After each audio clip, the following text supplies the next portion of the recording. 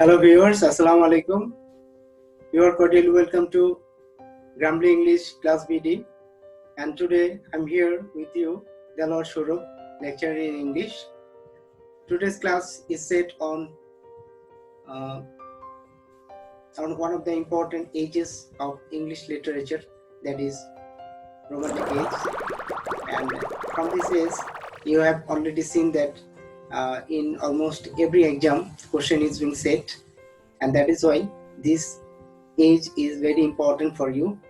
And from today's class you will get some solution of your set suggestion that is আমরা জানি যে তোমরা national ইউনিভার্সিটির ছাত্ররা সেট সাজেশন ফলো করো।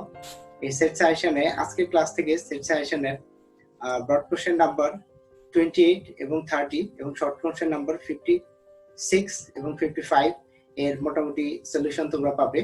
তো ক্লাসটি শুরু থেকে শেষ পর্যন্ত দেখতে থাকো, এবং ক্লাসটি যদি ভালো লাগে অবশ্যই চ্যানেলটিকে সাবস্ক্রাইব করবে এবং লাইক কমেন্ট করবে, এবং তোমরা ভবিষ্যতে কোন বিষয়ের উপরে ভিডিও দেখতে চাও সেই বিষয়ে কমেন্ট করবে। তো চলো আর কথা না বাড়িয়ে সরাসরি ক্লাসে চলে যাই। আজকের ক্লাসটি দেওয়া হয়েছে ইংলিশ সাহিত্যের রোমান্টিক এজ নিয়ে। তো আমরা রোমান্টিক এজের উপরে আমরা আরো কয়েকটা ক্লাস করব। আগে একটা কথা বলে রাখি যে ইংলিশ সাহিত্যের একটা এজ নিয়ে কথা বলা অনেক বিরাট একটা বিষয়, কেননা একটা এজ আসলে ইউটিউবে একটা ক্লাসে শেষ করা সম্ভব নয়, কারণ অনেক দিক আছে একটা এজকে বিশ্লেষণ করার জন্য, একটা এজ নিয়ে কথা বলার জন্য, ক্লাস নেওয়ার জন্য। আসলে সবকিছু এই ক্লাসের মধ্যে নিয়ে আসা সম্ভব নয়, কারণ ইউটিউবে ক্লাস করার সময় অনেক বিষয় খেয়াল রাখতে হয়, স্পেশালি ক্লাসের ডিউরেশন, যে কতক্ষণ ক্লাসটা করব। তো যাই হোক, আজকের ক্লাস থেকে আশা করি তোমরা ভালো একটা বিষয় পাবে, ভালো কিছু পাবে, যেটা দিয়ে তোমাদের অনেক উপকার হবে বা সহযোগিতা হবে পরীক্ষার প্রিপারেশন নেওয়ার জন্য। তো চলো ক্লাসটা শুরু করি। দ্য রোমান্টিক পিরিয়ড, এটা ডিউরেশন ছিল যে 1798 to 1832। 1798 to 1832, this is the duration of the age, and this age is regarded as the golden age of lyric or age of revolution। এই এজটাকে লিরিকের মানে গীতি কবিতার গোল্ডেন এজ বলা হয়ে থাকে, অথবা বিপ্লবের যুগ বলা হয়ে থাকে, রেভলিউশনের যুগ বলা হয়ে থাকে। আর the slogan of this age is art for art sake, যে শিল্পের খাতিরে শিল্প বা শিল্পের প্রয়োজনে শিল্প, এরকম একটা এটা ছিল এই যুগের স্লোগান। যেমনি ভাবে তোমরা সবাই জানো যে নিউ ক্লাসিক্যাল এজের এই এজটার পূর্বে যে এজটা ছিল, নিউ ক্লাসিক্যাল এজের স্লোগান কিন্তু ছিল যে আর্টস ফর হিউম্যানিটিস শেক, যে মানবতার প্রয়োজনে কিন্তু সাহিত্য। এটা ছিল এর পূর্বের যে যুগ নিউ ক্লাসিক্যাল এজের একটা স্লোগান। আর এই রোমান্টিক এজের স্লোগান কিন্তু আর্ট ফর আর্ট শেক। তো চলো আমরা জেনে নেই যে আজকের ক্লাস থেকে আমরা কোন কোন প্রশ্নগুলির সলিউশন পেতে বা সলিউশন করতে আমাদের সহযোগিতা হবে, সেটা আমরা এক পলকে জেনে নেই। যে দুটা সেট সাজেশনের কোশ্চেন নং 55 এন্ড কোশ্চেন নং 56 এর সলিউশন আমরা এই ক্লাস থেকে মোটামুটি ভাবে পাবো। মানে সলিউশন করার যে ম্যাটেরিয়ালস, সেই ম্যাটেরিয়ালস গুলি আমরা আশা করি আজকের ক্লাস থেকে পাবো। তো কোশ্চেন দুটো ছিল যে what are the characteristics of romantic poetry, এই একটা কোশ্চেন। আর দ্বিতীয় কোশ্চেনটা ছিল what you know about romantic movement, যে রোমান্টিক মুভমেন্ট সম্পর্কে তুমি কি জানো। আর আমরা কিছু ব্রড কোশ্চেনের সলিউশন এখান থেকে করতে পারবো ইনশাআল্লাহ। সেগুলো হলো describe the major romantic poets and their contribution to English poetry. আরেকটা এটা হলো তোমাদের সেট সাজেশনের 30 নম্বর যে প্রশ্নটা ছিল সেই প্রশ্নটা। আরেকটা হলো describe the important characteristics of English romanticism with reference to Wordsworth and Keats. এই প্রশ্নটার সলিউশন আমরা এখান থেকে মোটামুটি ভাবে করতে পারবো। তারপরে discuss the salient features, important characteristics of romanticism in the works of the major romantic poets। তারপরে এটা হলো তোমাদের সেট সাজেশনের 28 নং কোশ্চেন। তারপরে ছিল যে what you know about romanticism, choose and comment on the poets who pioneered the romantic movement। এটা টিচার্স রেজিস্ট্রেশন এক্সাম, যে আমরা শিক্ষক নিবন্ধন পরীক্ষা যারা দিব পরীক্ষার্থীরা, সেই এক্সামের একটা প্রশ্ন। এই প্রশ্নটারও মোটামুটি এখান থেকে সলিউশন করার জন্য র ম্যাটেরিয়ালস পাওয়া যাবে। What you know about romanticism সম্পর্কে তুমি কি জানো, choose and comment on the poets who pioneered the romantic movement, এটা ছিল টিচার্স রেজিস্ট্রেশন এক্সামের একটা কোশ্চেন। আর আরেকটা প্রশ্ন এখান থেকে করা যাবে, সেটা who are the major romantic poets, write down the salient features of romanticism with special reference to Wordsworth and Coleridge। তো আমরা এই প্রশ্নগুলির সলিউশন এখান থেকে, তোমরা স্ক্রিনে প্রশ্নগুলি দেখতে পাচ্ছ, এই প্রশ্নগুলির সলিউশন আমরা এখান থেকে করতে পারবো ইনশাআল্লাহ। তো সরাসরি মূল ক্লাসে চলে যাই। যে হোয়াট ইজ, প্রথমে যে বিষয়টা আসে যে হোয়াট ইজ রোমান্টিসিজম, রোমান্টিসিজম বিষয়টা কি, সেটা আসলে কি। রোমান্টিসিজম আমরা কমন ভিউ, আমরা from our common sense or from our general view আমরা এটা মনে করি যে রোমান্টিসিজম মানে হলো যে ফুরফুরে বাতাস। যে ফুরফুরে বাতাস বলতে আমি বোঝাচ্ছি যে আমরা রোমান্টিসিজম বলতে বুঝি লাভ বা রোমান্সকে। Actually in romanticism there is nothing importance, there is nothing importance about love. লাভ সম্পর্কে আসলে রোমান্টিসিজম খুব বেশি জোর দেওয়া হয় নাই। যে রোমান্টিসিজম বিষয়টা আসলে একটু অন্যরকম। আমরা যে সাধারণ মানুষ যে বিষয়টাকে মনে করি যে রোমান্টিসিজম মানে যে রোমান্স থাকবে, সেখানে ভালোবাসা থাকবে, ভালোবাসাবাসি থাকবে, এই ব্যাপারগুলি আসলে রোমান্টিসিজমের মধ্যে আমরা যতটা ভাবি তার ঠিক উল্টোটা। যাই হোক, আমরা প্রথমে জেনে নিই what is romanticism. Romanticism is a Literary movement. এটা ছিল সাহিত্যের একটা movement. it is a principle which holds that art and literature should be free from classical and neoclassical methods and limitation. High imagination, love of nature, primitivism, supernaturalism, individualism, and simplicity are the common traits of romanticism. According to the romantic theory of poetry, a poem is the spontaneous overflow of powerful feelings recollecting in tranquility. এই ছিল মোটামুটি ভাবে রোমান্টিসিজমের ব্যাপারটা। যে রোমান্টিসিজমটা কি হবে, রোমান্টিসিজমটা হবে এরকম যে আর্ট এন্ড লিটারেচারের ক্ষেত্রে should be free from classical rules, classical and new classical method and limitation. যে রোমান্টিসিজম হবে যেমন একটা মুভমেন্ট, যেই মুভমেন্টে লিটারেচার সাহিত্য রচিত হবে ক্লাসিক্যাল এবং নিউ ক্লাসিক্যাল যুগের যে রুলস এন্ড রেগুলেশন ছিল, লিমিটেশন ছিল, সেগুলোর বাইরে। সাহিত্য হবে একটি ফ্রি একটি বিষয়, যেখানে কোনো বাধা ধরা নিয়ম কানুন থাকবে না। এরকম একটা মুভমেন্ট ছিল রোমান্টিসিজম। তো রোমান্টিসিজম সম্পর্কে আমরা আরো ক্লিয়ার হব যখন আমরা এই যুগের বা রোমান্টিসিজমের যেই মূল বৈশিষ্ট্যগুলি আছে, এই বৈশিষ্ট্যগুলি আমরা ভালোভাবে জানতে পারবো। ভালোভাবে রোমান্টিসিজমের বৈশিষ্ট্যগুলি জানতে পারলে আমরা আসলে রোমান্টিসিজম বিষয়টাকে আর সুন্দর করে অনুধাবন করতে পারবো বা বুঝতে পারবো। তো আমরা রোমান্টিসিজমের মূল বৈশিষ্ট্যগুলি একটু জেনে নিই। রোমান্টিসিজমের বৈশিষ্ট্যগুলি ছিল যে the characteristics of romanticism are, রোমান্টিসিজমের বৈশিষ্ট্যগুলি হলো যে অ্যাভয়েড ক্লাসিসিজম। ক্লাসিসিজম বলতে আমরা কি বুঝি সেটা আসলে আমাদের একটু ক্লিয়ার হওয়া দরকার। ক্লাসিসিজম বলতে বোঝায় যে in ancient classical age, that is the literature of ancient Greek and Roman writers. The literature composed by ancient Roman and Greek writers are called classical literature.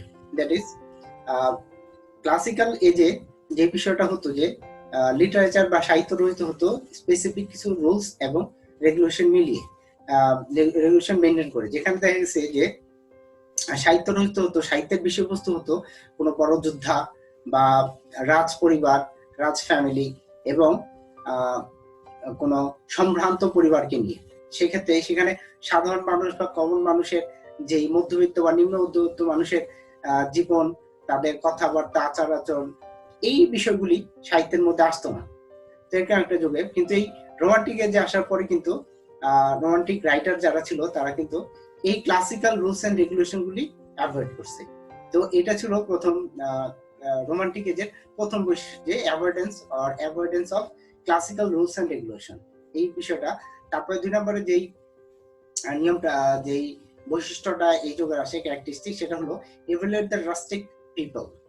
The rustic people from this age, that is in romantic age, the common people or rustic people or village people were given emphasis for composing literature. আর poetry, যে কবিতা রচনা করার জন্য এই গ্রামের জীবন, গ্রামের মানুষজন, সাধারণ মানুষজনকে এই প্রথমে রোমান্টিকে যে আসার পরে কিন্তু গুরুত্ব দেওয়া হয়েছে, এবং তাদের গুরুত্ব দিয়েই তাদের জীবন চরিত্র, তাদের জীবনের কথাবার্তা, আচার আচরণ নিয়ে কিন্তু তাদের ভাষা নিয়ে যে প্রথম সাহিত্য রচনা করা যায়, এই কনসেপ্টটা কিন্তু এই রোমান্টিকে যে আসার পরেই প্রথম দেখতে পাওয়া যায় ইংরেজি সাহিত্যের মধ্যে। এই জন্য এটা রোমান্টিকের যে একটি গুরুত্বপূর্ণ বৈশিষ্ট্য। তারপরে love of nature. Most of the romantic poets were nature lover, especially the main poets. William Wordsworth was a great lover of nature. That is, in his poems we find nature is a very important element. দেখো, love of nature, যে প্রকৃতির প্রতি যে ভালোবাসা, যেমন Wordsworth believe করতেন যে nature can sore human heart, nature মানুষের মনকে শান্ত করতে পারে। শান্ত করতে পারে বলতে এমন বোঝায় যে যখন মানুষ কোনো ডিস্ট্রেসে থাকে, মানুষ কোনো কষ্টে থাকে, তখন কিন্তু ওয়ার্ডসওয়ার্থের থিওরি মতে যে সে যদি নেচারের প্রকৃতির সংস্পর্শে যায়, তখন কিন্তু তার মনের যে কষ্ট সেটা দূর হয়ে যাবে। এরকম একটা ভিউ কিন্তু এই যুগের কবিতার মধ্যে ছিল।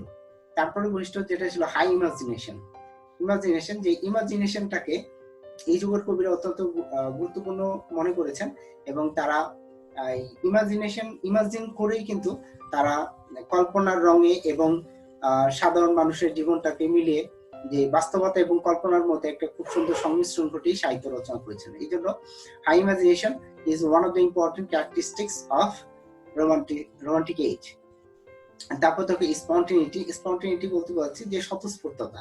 সাহিত্য রচিত হবে স্বতঃস্ফূর্তভাবে বলতে এরকম বোঝাচ্ছি যে আমি চিন্তা করলাম যে এই বিষয়ের উপরে আমি একটি কবিতা রচনা করব, কিন্তু ওই বিষয়টা আমার মন থেকে স্বতঃস্ফূর্তভাবে আসে নাই, আমি সিদ্ধান্ত নিয়েছি, ভাবছি এটার উপরে আমি লিখবো। তাহলে এই যে কবিতাটা রচনা করা বা কবিতাটা তৈরি করা, এটা কিন্তু ওয়ার্ডসওয়ার্থের মতে বা রোমান্টিকদের মতে কবিতা হবে না।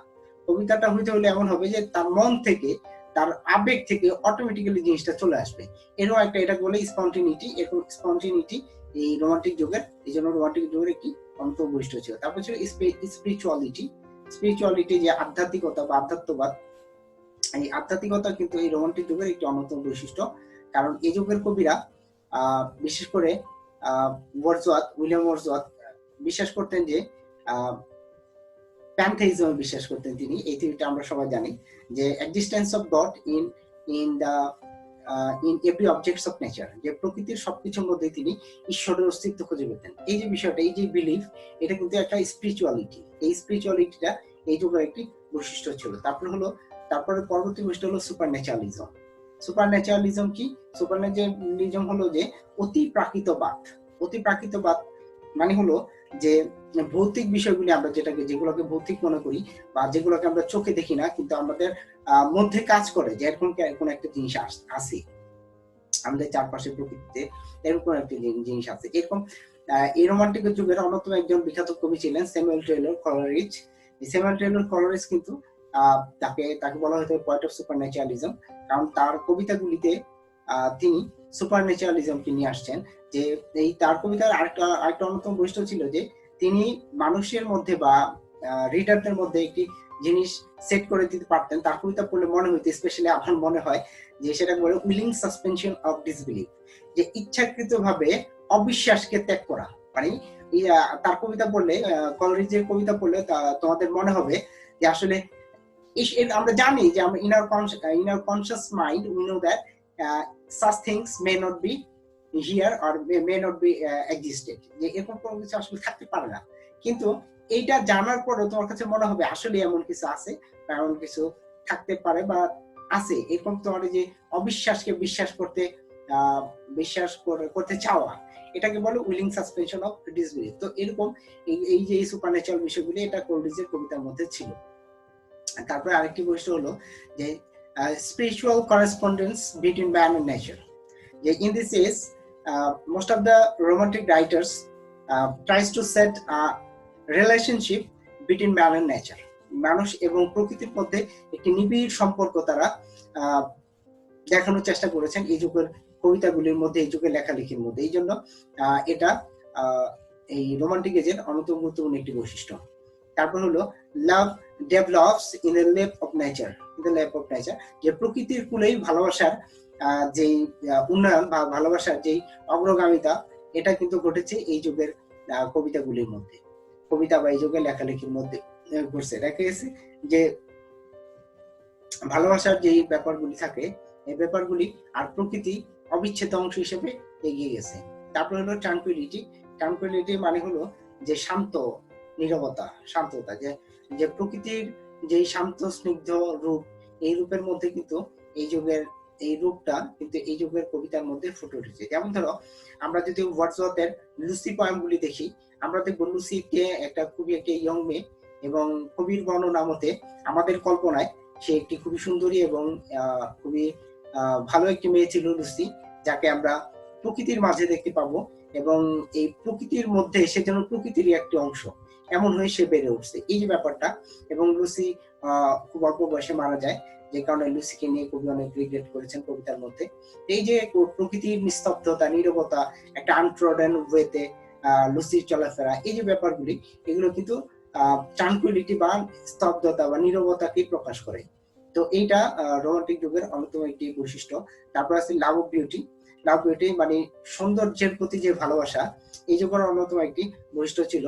আমরা বিশেষ করে স্পেশালি কিডস এর কবিতাগুলিতে দেখবো যে জন কিটস তার কবিতায় যে সৌন্দর্যের প্রতি যে ভালোবাসা দেখিয়েছেন। যেমন ধরো আমরা যদি বলি যে অর্ডার গ্রেসিয়ান আর্ন কবিতার মধ্যে কিন্তু আমরা দেখবো যে কিডস এর একটা গ্রিক স্কাল্পচারের প্রতি যে তার যেই ভালোবাসা, এবং সে যেই তার অন্তর্দৃষ্টি দিয়ে যেভাবে তিনি জিনিসটাকে দেখেছেন, সেটা কিন্তু লাভ অফ বিউটির একটি বহিঃপ্রকাশ। তারপরে দেখো sense of revolutionary zeal. Revolutionary zeal এই যুগের কবিতার মধ্যে ছিল, কারণ আমরা সবাই জানি যে 1789 সালে যখন ফ্রেঞ্চ রেভলিউশন হয়েছিল, এই ফ্রেঞ্চ রেভলিউশনের প্রভাব কিন্তু মোরলেস এই প্রত্যেকটা রোমান্টিক কবির মধ্যেই করেছিল। তাই এই যুগের কবিতার মধ্যে এই রেভলিউশনারি জেলটা ছিল। রেভলিউশনারি জেল থাকার আরেকটা রেভলিউশনারি জেল থাকার কারণেই কিন্তু এই যুগের কবিরা এই নিউ ক্লাসিক্যাল এজের বা ক্লাসিক্যাল যে ট্র্যাডিশন ছিল, সেই ট্র্যাডিশনের প্রতি তারা অনেকটা একটি বিদ্রোহ করেছিল। বিদ্রোহ বলতে বোঝাচ্ছি এরকম যে তারা কিন্তু ওই যুগের কবিদের যে রুলস রেগুলেশন, এটাকে অ্যাভয়েড করতে পেরেছিল, এবং অ্যাভয়েড করার মধ্যে দিয়ে কিন্তু তারা with the publication of lyrical ব্যালাডস in 1789, যে 1798 লিরিক্যাল ব্যালাডস প্রকাশের মধ্যে দিয়ে কিন্তু তারা কিন্তু একটি লিটারেচারে, সাহিত্যে একটি ভিন্ন ধারা, একটি ভিন্ন রূপ সৃষ্টি করেছিল, একটি ব্রেক থ্রু সৃষ্টি করতে পেরেছিল, যে কারণে এই রোমান্টিক যুগের সূচনা হয়েছিল। এই জন্য এই যুগের অন্যতম একটি বৈশিষ্ট্য হচ্ছে সেন্স অফ রেভলিউশনারি জিল। তারপরে দেখো sense of beauty and aestheticism. Sense of beauty, যে সৌন্দর্যের প্রতি যে আমাদের সেন্স কাজ করে, আমাদের যে পঞ্চেন্দ্রিয় সেন্সুয়াসনেস, এই সেন্স অফ বিউটি এবং এস্থেটিসিজম, যেটাকে বলে আমরা নান্দনিকতাবাদ বা সৌন্দর্য প্রীতি, এই সৌন্দর্য প্রীতি কিন্তু এই যুগের অন্যতম একটি বৈশিষ্ট্য ছিল। তারপর দেখো sense of Hellenism and escapism. This characteristics is found especially in the poetry of John Keats. John Keats is the youngest of all the romantic poets, and he was a lover of Hellenism, that is Greek mythology, mythological character Helen. হেলেনের প্রতি, এই Hellenism বলতে হচ্ছে Greek মিথোলজির প্রতি যে ভালোবাসা, love for the Greek mythology, এই মিথোলজির প্রতি যে ভালোবাসা ছিল, সেই জিনিসটাকে প্রকাশ করছে। যেমন অনেকে এই কিডসকে কিন্তু গ্রিকস বলেছেন, যে কিডস ওয়াজ আ গ্রিক, এইভাবে মেনশন করেছেন, কারণ গ্রিকদের যেই বীরত্ব ছিল, গ্রিকদের যে বীর গাথা অথবা গ্রিকদের যে মিথোলজিক্যাল পৌরাণিক ঘটনা, পৌরাণিক কাহিনী, এগুলোর প্রতি জন কিটসের আগ্রহ ছিল। আর এসকেপিজম ছিল। এসকেপিজম বলতে বলছি যে এসকেপিজম বলতে বোঝায় যে কোন একটা বিষয় থেকে পালিয়ে অন্য একটা কল্পনার একটি জগতে চলে যাওয়া। এসকেপিজম বলতে এমন একটা বিষয় বোঝায় যে আমরা সবাই জানি যে Keats was suffering from tuberculosis, and because of tuberculosis he lost his most of his family members. That is why being a surgeon or doctor, he was always suffering from sorrow because of losing his family members.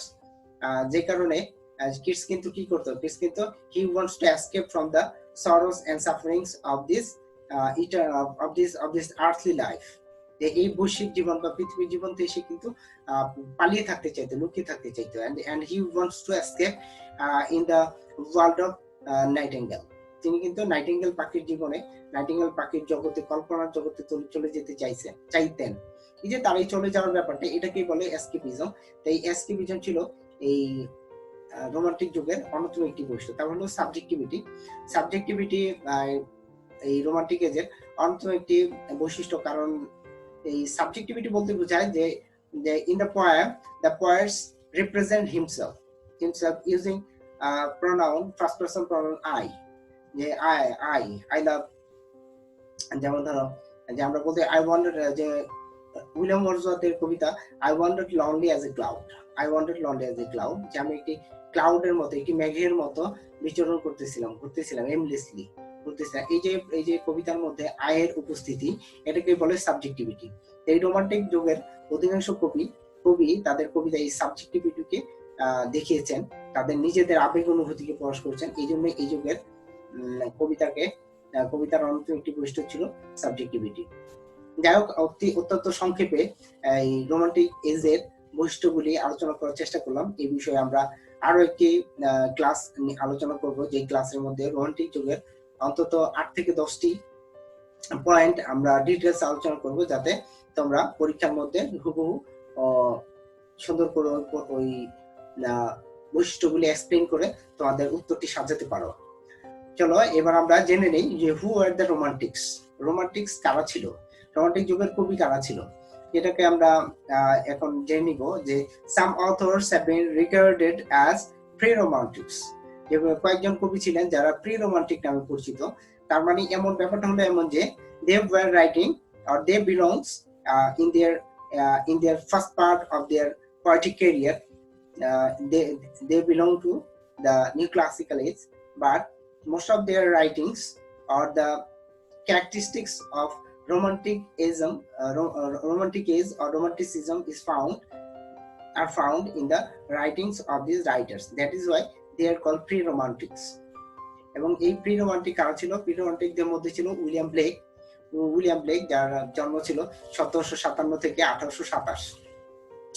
William Blake was a visionary poet who was also an artist and engraver with a particular interest in childhood and strong hatred of mechanical reason and industrialization.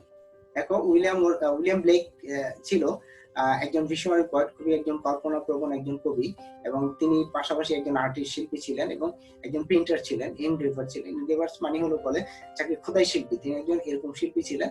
এবং তার চাইল্ডহুডের প্রতি অনেক বিষয়বস্তু হিসেবে, কবিতার বিষয়বস্তু হিসেবে চাইল্ডহুডকে তিনি প্রাধান্য দিয়েছেন। এবং এই মেকানিক্যাল জীবন, যে ইন্ডাস্ট্রিয়ালাইজ যে ব্যবস্থা, ইন্ডাস্ট্রিয়ালাইজেশন, এটার প্রতি তার প্রচন্ড ঘৃণা ছিল। যেখানে আমরা তার অনেক কবিতার মধ্যে, তার কবিতাগুলি দুইটা সিরিজে তিনি প্রকাশ করেছিলেন। গুরুত্বপূর্ণ দুই কবিতাগুলি, একটি ছিল songs of innocence and songs of experience, যেখানে আমরা ইন্ডাস্ট্রিয়ালাইজেশনের প্রতি তার যে হেট্রেড ছিল সেটাও দেখতে পাই, তারপরে চাইল্ডহুডের প্রতি তার যে আগ্রহ ছিল সেটাও দেখতে পাই আমরা। যাই হোক, এই প্রি রোমান্টিকদের তালিকায় দ্বিতীয় যে কবি ছিলেন তিনি হলেন রবার্ট বার্নস 1759 to 1796। এই ছিল তার লাইফ স্কেল।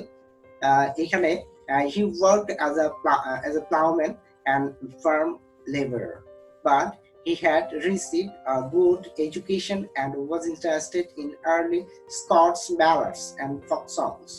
দেখো, যে রবার্ট বার্ন যিনি ছিলেন, তিনি কিন্তু একজন সাধারণ মানুষ ছিলেন। সাধারণ মানুষ বলতে একজন কৃষক শ্রেণীর মানুষ ছিলেন, একজন লেবারার ছিলেন, কিন্তু তার উচ্চ শিক্ষা ছিল।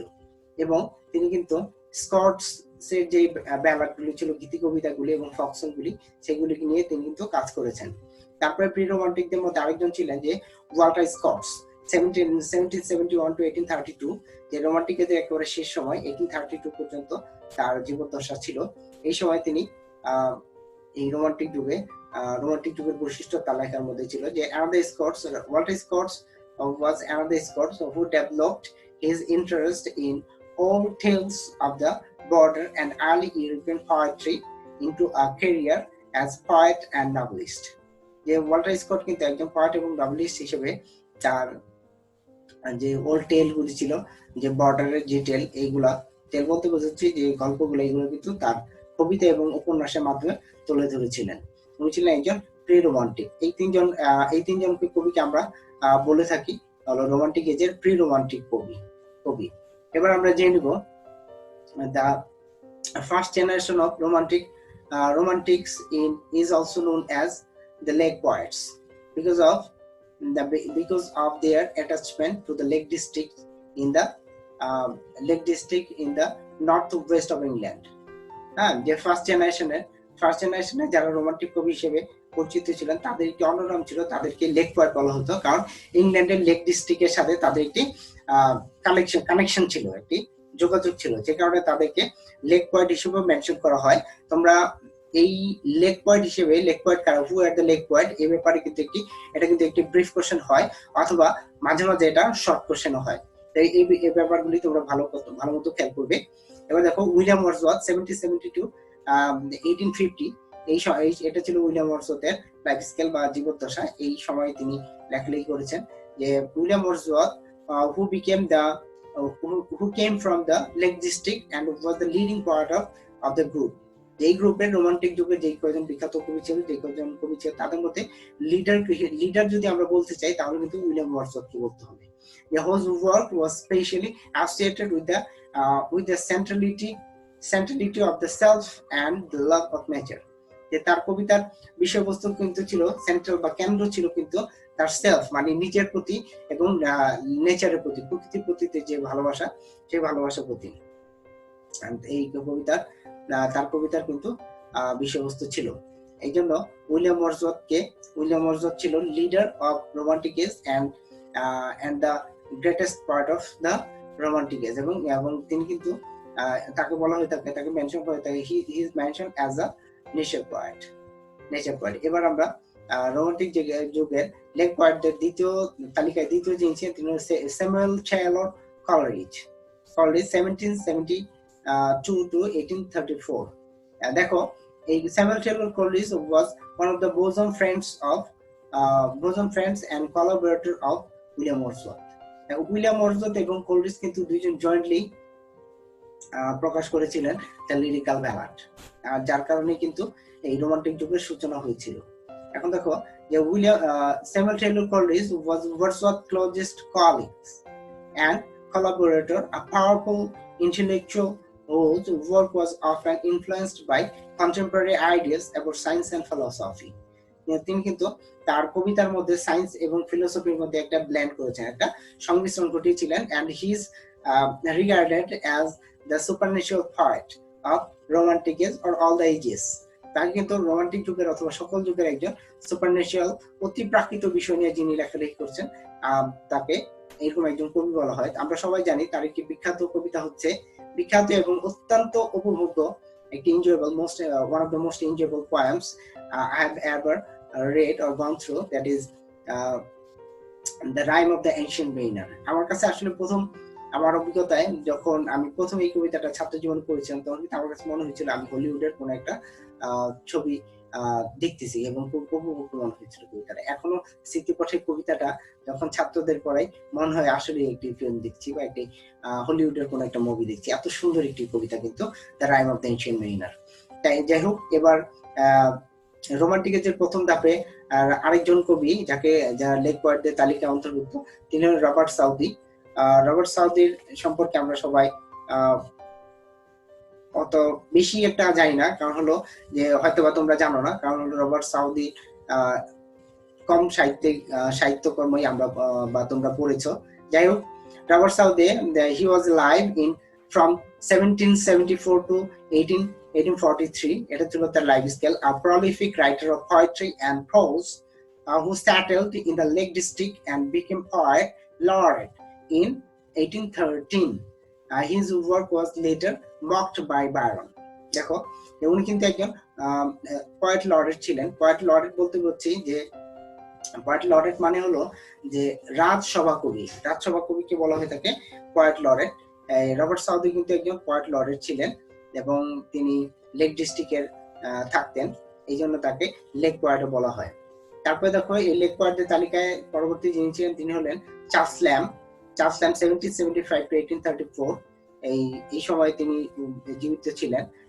Charles lamb was a poet but is best known for his essays and literary criticism. A Londoner, he was specially close to Coleridge. তিনি কলরিজের খুব ক্লোজ ছিলেন।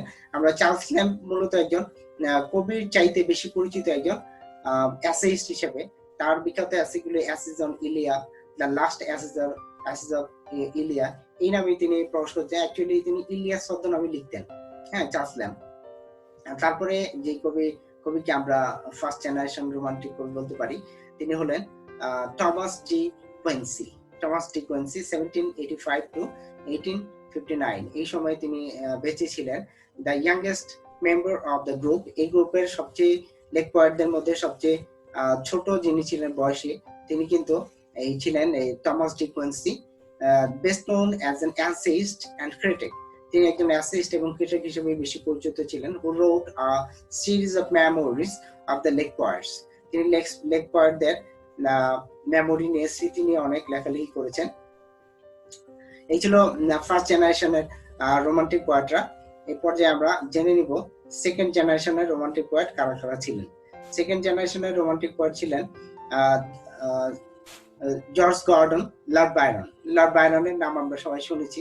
হি ওয়াজ আ great poet and rebel poet. He is considered as the rebel poet in English literature because of his special trait in his writing, that is তিনি সবসময় বৈপ্লবিক কবিতা লিখতেন, এই জন্য তাকে রিবেল পোয়েট বলা হয়। বাংলা সাহিত্যে যেমন কাজী নজরুল ইসলামকে রিবেল পোয়েট হিসেবে মনে করা হয়। তার বিখ্যাত রাইটিং যেটা তোমরা হয়তো পড়ে থাকবে সেটা হলো ডন জুয়ান। ডন জুয়ান তার একটি বিখ্যাত ইপিক কাব্য, মহাকাব্য, যেটার মধ্যে আমরা ডন জুয়ানকে নায়ক হিসেবে দেখতে পাই এবং ডোনা জুলিয়াকে নায়িকা হিসেবে দেখতে পাই। খুবই চমৎকার একটি নভেল। এটা নভেল না, সরি, এটা একটি ইপিক পোয়েম যেটা তোমরা পড়বে। যাই হোক, তারপরে সেকেন্ড জেনারেশনে আরেকজন কবি যিনি ছিলেন তিনি হলো Percy Bysshe Shelley. Percy Bysshe Shelley was one of the leading poets and he was a poet of regeneration, destruction and regeneration. তাকে রিজেনারেশনের কবি বলা হয়। যে তিনি তার বিখ্যাত কবিতা দ্য ওয়েস্ট উইন্ড, হয়তো তোমরা ফার্স্ট ইয়ারে পড়েছ। দ্য ওয়েস্ট উইন্ড কবিতাটি কিন্তু অত্যন্ত চমৎকার একটি কবিতা ছিল পার্সি বিশি শেলির। তারপরে লাস্ট অফ অল যে কবি আসে সেকেন্ড জেনারেশনের রোমান্টিক পোয়েটদের মধ্যে, তিনি হলেন John Keats. John Keats was the youngest of all the romantic poets. তার লাইফ স্টাইলটা ছিল 1795 থেকে 1821 সাল পর্যন্ত। only he was alive only 26 years old, মানে 26 বছর বয়সে তিনি মারা যান। এই জন্য তাকে বলা হয়ে থাকে ইংরেজি সাহিত্যে সবচেয়ে তরুণ কবি। যেমন বাংলা সাহিত্যে আমরা সুকান্ত ভট্টাচার্যকে তরুণ কবি হিসেবে মনে করি। তো এই তার যে জন কিটসের কাব্যিক জীবন সেটা কিন্তু ছিল মাত্র 5 বছরের। এই 5 বছরের কাব্যিক জীবনে জন কিটস ইংরেজি সাহিত্যে এমন কিছু কর্ম রেখে গেছেন যে কারণে তাকে one of the best poet of English literature বলা হয়ে থাকে। John Keats was a London poet, especially known for his odes and sonnets and for his letters, which contain many reflection on poetry and the work of the imagination. যে কল্পনার অনেক বিষয় নিয়ে তাকে Hellenic কবিও বলা হয়ে থাকে, পয়েট অফ হেলেনিজম এন্ড এসকেপিজম। তারপরে পয়েট অফ বিউটিও বলা হয়ে থাকে, কারণ হলো তার বিখ্যাত অনেক কবিতাগুলি আছে, যেমন ধরো তোমাদের দ্য ওডো নাইটেঙ্গেল, তারপর ওডন মিলানকুলি, তারপরে মনে করো যে আছে অডন গ্রেসিয়ান আর্ন। এই বিখ্যাত কবিতাগুলি তিনি লিখে গেছেন। তো যাই হোক, আজকের ক্লাসে আমরা এই রোমান্টিক যুগের স্পেশালি রোমান্টিক যুগের যুগ সম্পর্কে একটি সাধারণ ধারণা অর্জন করলাম, যেটা তোমাদের পরীক্ষার প্রস্তুতির জন্য অনেক সহায়ক হবে বলে আমি মনে করছি। আর আমি আগেই বলেছি আমার এই লেকচারের শুরুতেই যে একটি যুগ নিয়ে আলোচনা করা আসলে অনেক বিশাল ব্যাপার। এত স্বল্প পরিসরে একটি ইংলিশ সাহিত্যের একটা কেসকে ব্যাখ্যা করা বা বিশ্লেষণ করা বা সব বিষয় তুলে ধরা সম্ভব নয়। তো আমি চেষ্টা করবো ধারাবাহিকভাবে কয়েকটা লেকচারের মাধ্যমে তোমাদের কাছে এই রোমান্টিক জোকটাকে সুন্দরভাবে উপস্থাপন করতে এবং তোমাদের পরীক্ষা প্রস্তুতির জন্য যতটুকু দরকার ততটুকু আমি দেওয়ার চেষ্টা করব। আশা করি তোমরা ভালো থাকবে এবং আমার এই ক্লাসটি যদি তোমাদের ভালো লেগে থাকে অবশ্যই তোমরা আমার চ্যানেলটিকে সাবস্ক্রাইব করবে এবং সঙ্গেই থাকবে। ধন্যবাদ সবাইকে। আল্লাহ হাফেজ।